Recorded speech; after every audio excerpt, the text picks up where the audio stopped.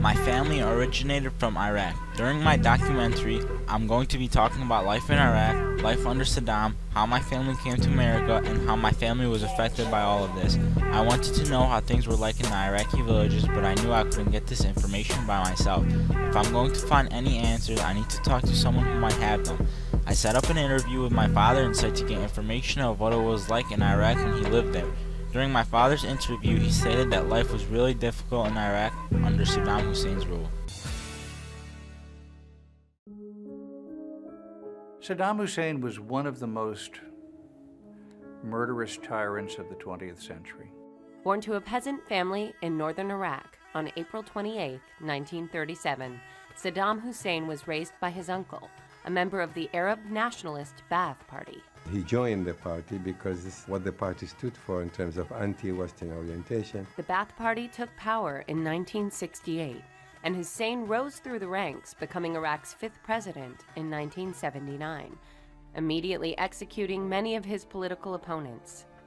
If you disagreed with Saddam, you were gone. In the first 20 years, Saddam killed at least 20,000 Sunnis, ordered them dead. There are mass graves that are being discovered all over Iraq. Saddam Hussein portrayed himself to his people as their savior, as a near godlike figure who they had to rely on to protect them from the evil outsiders, whether it be the Iranians or the West or whoever. That played into his use of pictures, statues, his image being everywhere. In 1980, Hussein invaded Iran. Hundreds of thousands died, and by 1988, he was forced into a stalemate and accepted a ceasefire. The Iran-Iraq War dragged on forever, and it featured things like trench warfare, the likes of which we haven't seen since World War I. Saddam did indeed use chemical weapons on his enemies. Between 1986 and 1989, human rights groups estimate that Saddam Hussein killed about 200,000 people using chemical weapons, mostly unseen in small, remote villages. On August 2nd, 1990, Hussein invaded the oil fields in Kuwait. I remember when President Bush said of the invasion of Kuwait, "This will not stand." A coalition of nations, led by the U.S., quickly forced Iraq to withdraw, but Saddam Hussein's regime still stood. My father explained to me that America was a dream to get away from everything. He explained to me that things were just getting worse and worse. It kept pushing his family to leave Iraq more, but my family wanted to do everything they could to make things work. My father had many reasons he wanted to leave and many reasons he wanted to stay. He said he wanted to start a new life, have more freedom, more opportunities, but he told me he felt like there was something holding him back from leaving. He said he didn't want to just leave his friends and family behind in Iraq. He told me it was one of the biggest and hardest things he had to do his whole life was to leave Iraq. One of the biggest reasons that finally pushed him towards leaving were the Iraq wars, in particular the Iran and Iraq war. He told me times during the war were miserable. My father didn't go into much detail about the Iraq war, so I did some research and found a video explaining how it all went down.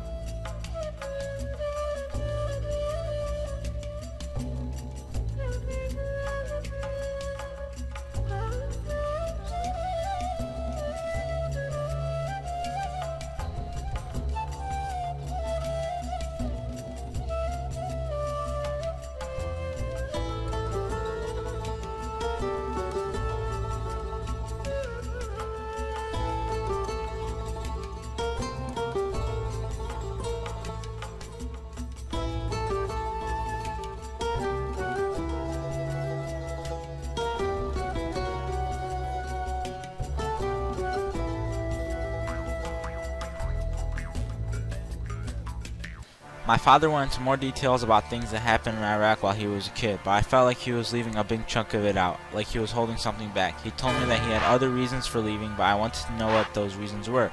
I needed to talk to someone who could tell me more about the heartaches in Iraq, so I decided to set up an interview with my mother. My mom was a little more open than my father, so I knew I could get a lot out of this interview. My mother told me that Iraq used to be a good place to live. She told me that it used to be a beautiful place. She said a lot of things happened under Saddam Hussein's rule that changed everything forever. Saddam was at war the majority of the time he was in power. During the war was when it finally hit people the most in Iraq that they should come to America. It influenced so many people in the area to come to America. My mom told me that it was really hard for her to leave, but she knew it was the right choice. This all ties into how my family arrived to America. My parents were not the first ones in my family to leave and come to America. Their parents left first, which are my grandparents. After my grandparents were settled in America for about a year is when my parents came to Iraq in 1988.